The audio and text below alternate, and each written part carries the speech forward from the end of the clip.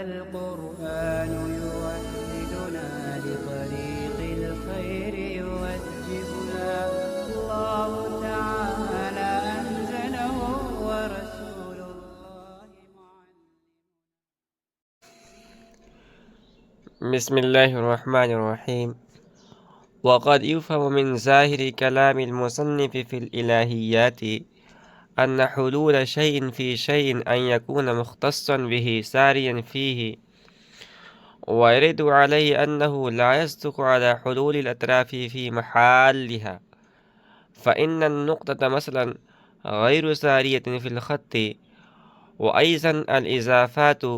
مثل الأبوة والبنوة حالة في محلها وليست سارية فيها، إذ لا يمكن أن يقال في كل جزء من الأب جزء من الأبوة. وقد يفهم من ظاهر كلام المصنف في الإلهيات أن حلول شيء في شيء أن يكون مختصا به ساريا فيه. اور الہیات کے اندر مصنف کے ظاہری کلام سے یہ سمجھ میں آتا ہے کہ ایک شے کا دوسری شے کے اندر حلول یہ ہے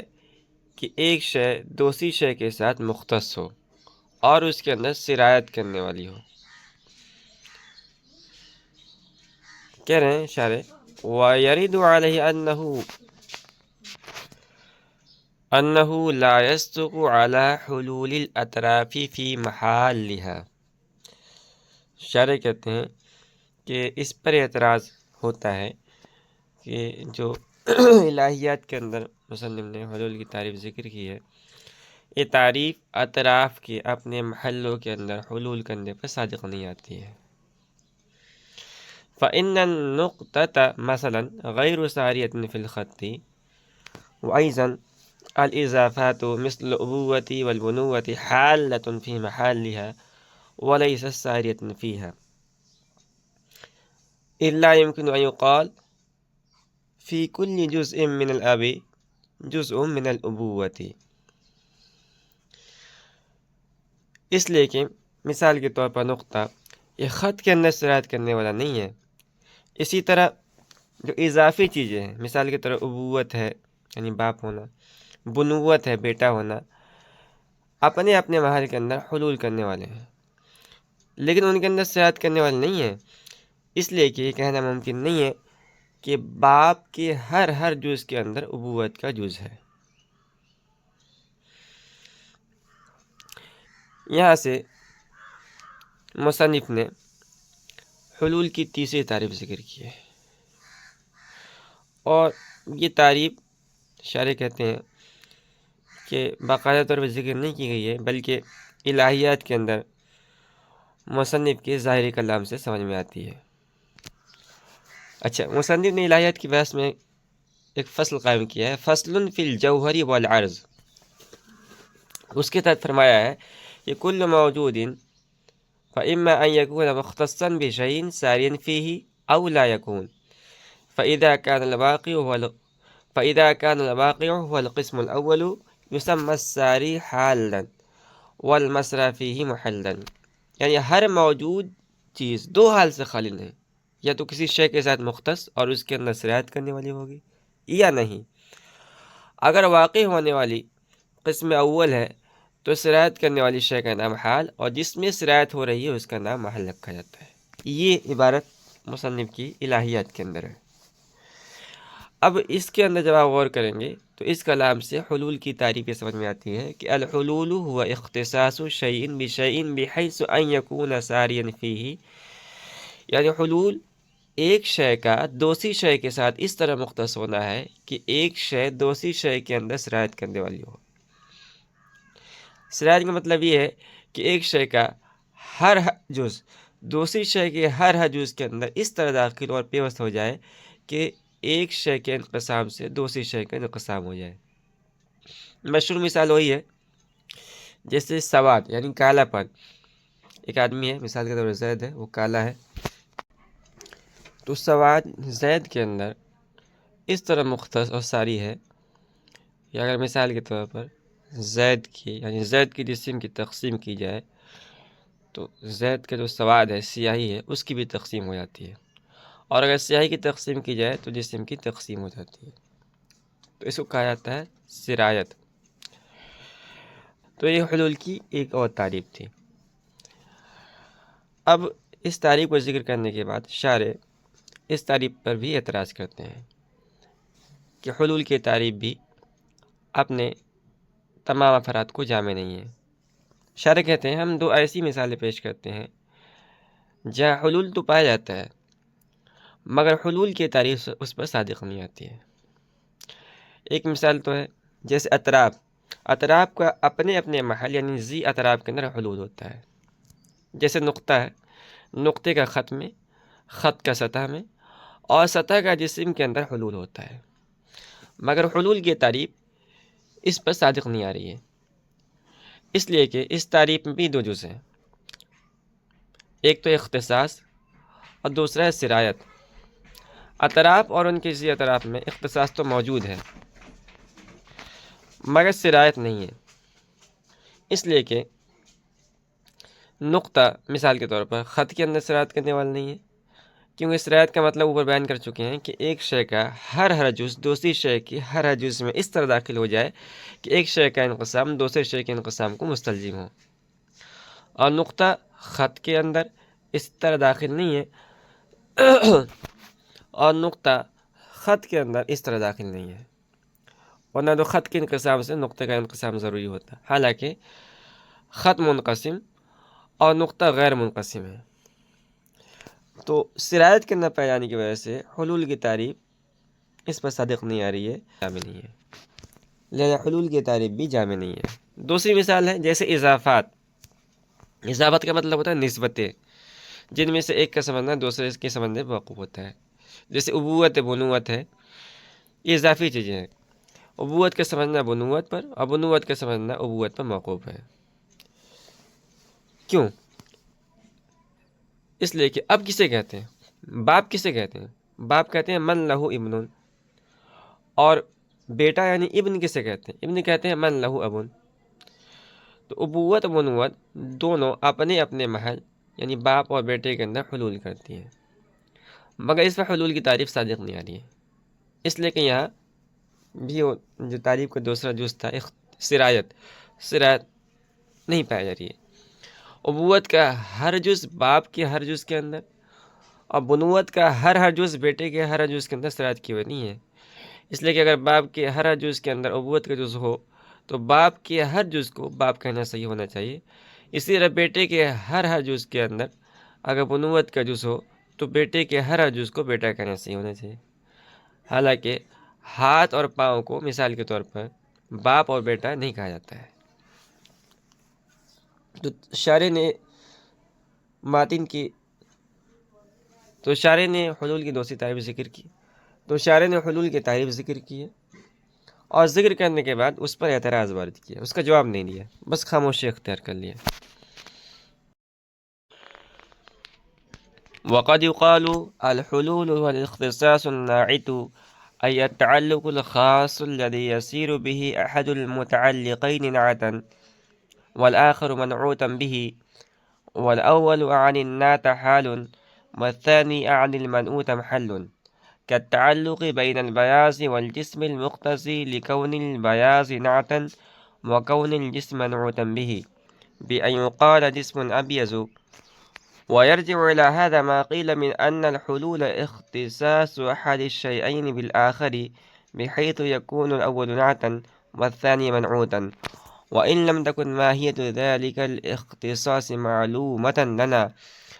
كاختصاص البياض بالجسم لا الجسم بالمكان. وقد يقال الحلول هو الاختصاص الناعت أي التعلق الخاص الذي يسير به أحد المتعلقين نعتا والآخر منعوتا به، والأول عن النات حال والثاني عن المنعوت محل. اور کبھی کہا جاتا ہے کہ حلول وہ اختصاص نعیت ہے، یعنی ایسا خاص تعلق جس کی وجہ سے متعلقین میں سے ایک دوسرے کے لیے صفت بن جائے اور دوسرا اس کے ساتھ موصوف ہو جائے، اور اول یعنی صفت حال ہے اور دوسرا یعنی موصوف محل ہے۔ كالتعلق بين البياض والجسم المقتضي لكون البياض نعتا وكون الجسم منعوتا به بأن يقال جسم أبيض۔ شارح کہتے ہیں جیسے بیاض اور جسم کے درمیان تعلق جو بیاض کے صفت اور جسم کے موصوف ہونے کا تقاضا کرنے والا ہے،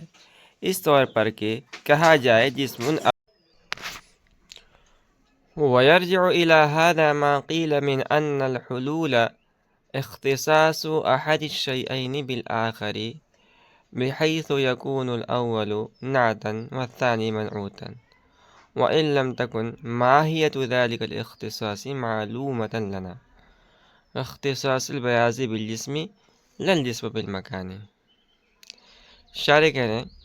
کہ جو حلول کی تعریف ذکر کی گئی ہے، اسی تعریف کی طرف وہ تعریف لوٹتی ہے جو اس طرح کی گئی ہے کہ حلول دو چیزوں میں سے ایک شے کا دوسری شے کے ساتھ مختص ہونا ہے، اس طور پر کہ اول نعت اور ثانی منعوت ہو جائے، اگرچہ اس اختصاص کی ماہیت ہم کو معلوم نہ ہو، جیسے بیاض کا اختصاص جسم کے ساتھ نہ کہ جسم کا مکان کے ساتھ۔ وقد یقال، یہاں سے حلول کی چوتھی تعریف بیان کی جا رہی ہے، اور چوتھی تعریف کا حاصل یہ کہ حلول اختصاص نعیت کو کہا جاتا ہے۔ ابھی اختصاص نعیت کسے کہتے ہیں؟ شارح نے اس کی وضاحت فرمائی ہے کہ ای التعلق الخاص سے، یعنی دو چیزوں کے درمیان ایسا تعلق خاص کا ہونا جس کی وجہ سے متعلقین میں سے ایک کو صفت اور دوسرے کو اس کا موصوف بنایا جا سکے۔ شارح کہتے ہیں کہ صفت کو حال اور موصوف کو محل کہا جاتا ہے۔ پھر اس کو مثال سمجھایا ہے، جیسے بیاض یعنی سفیدی ہے اور جسم ہے، تو بیاض اور جسم کے درمیان مثال کے طور ہم کہتے ہیں کہ زید ہے، زید گورا ہے، تو زید کے بیاض یعنی گورے اور زید کے جسم کے درمیان ایک خاص تعلق ہے، جس کی وجہ سے بیاض کو صفت اور جسم کو اس کا موصوف بنایا جاتا ہے، اور یوں کہا جاتا ہے جسم ابیض۔ اب اس مثال کے اندر آپ دیکھیے، جسم موصوف ہے اور بیاض اس کی صفت ہے، لیکن نفس بیاض کو صفت بنا کر جسم بیاض نہیں کہا جاتا ہے، کیونکہ اس صورت میں مصدر کا حمل ذات پر لازم آئے گا، اور آپ نے پڑھا ہے کہ مصدر کا حمل ذات پر درست نہیں ہے، اس لیے بیاض کے مشتق ابیض کو جسم کے لیے صفت بنایا جاتا ہے اور جسم ابیض کہا جاتا ہے۔ خلاصہ یہ ہے کہ اس مثال کے اندر بیاض حال ہے اور جسم محل ہے،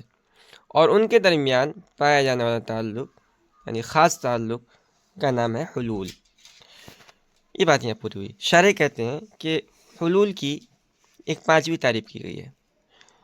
اور یہ پانچویں تعریف چوتھی تعریف کے قریب قریب ہے۔ دونوں تعریفوں کے اندر غور کیا جائے تو مرجع اور انجام کے اعتبار سے دونوں تعریف ایک ہی ہیں، الگ سے پانچویں کوئی تعریف نہیں ہے۔ پانچویں تعریف یہ کی گئی ہے کہ حلول کہتے ہیں دو چیزوں میں سے ایک کا دوسرے کے ساتھ اس طور پر خاص ہونا کہ اول صفت اور دوسری شے موصوف ہو جائے، اگرچہ اس اختصاص کی ماہیت اور حقیقت ہم کو معلوم نہ ہو، جیسے بیاض کا اختصاص جسم کے ساتھ۔ اس تعریف میں اور پہلی تعریف میں یعنی چوتھی اور پانچویں تعریف کے اندر آپ غور کریں گے تو کوئی خاص فرق نہیں ہے، جزوی فرق ہے۔ پہلا فرق یہ ہے کہ چوتھی تعریف کے اندر اختصاص کی تفسیر بیان کر دی گئی تھی، اختصاص کیسے کہتے ہیں، اور اس تعریف میں اس تفسیر کو حذف کر دیا گیا ہے۔ اسی طرح اس پانچویں تعریف میں اعتراف کیا گیا ہے کہ اگرچہ جو اختصاص ہے اس اختصاص کی ماہیت اور حقیقت ہم کو معلوم نہیں ہے، پھر بھی دو چیزوں کے درمیان تعلق کو حلول کہا جائے گا۔ شارح کہتے ہیں کہ موصوف اور صفت کے درمیان جو اختصاص ہوتا ہے اس کی حقیقت اگرچہ ہم کو معلوم نہیں ہوتی کہ اختصاص کس طرح کا ہو رہا ہے، لیکن اس کے باوجود ہم بدیہی طور پر جانتے ہیں کہ صفت اپنے موصوف کے ساتھ متعلق اور مختص ہے، اور ہماری عقل اختصاص کی حقیقت جانے بغیر بدیہی طور پر متعدد اختصاصوں کے درمیان فرق کر دیتی ہے کہ موصوف اور صفت کے درمیان اختصاص اور قسم کا ہے، اور جسم اور مکان کے درمیان اختصاص اور طرح کا ہے۔ جیسا اختصاص موصوف و صفت میں ہے ایسا جسم اور مکان میں نہیں ہے، دونوں کی نوعیت الگ الگ ہے۔